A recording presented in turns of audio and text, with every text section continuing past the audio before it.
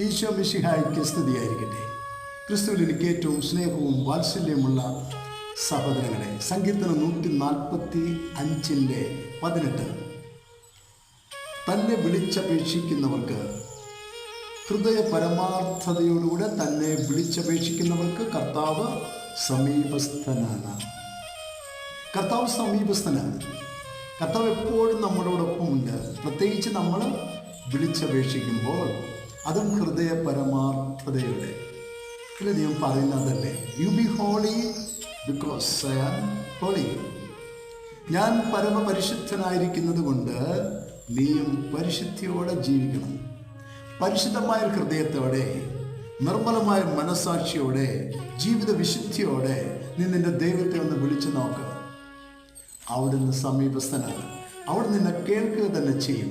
ഈ വചനം കേൾക്കുന്ന എല്ലാ മക്കളെയും സർവശക്തനായ ദൈവം നിത്യപിതാവും പുത്രനും പരിശുദ്ധാത്മാവും അനുഗ്രഹിക്കട്ടെ. ആമേൻ.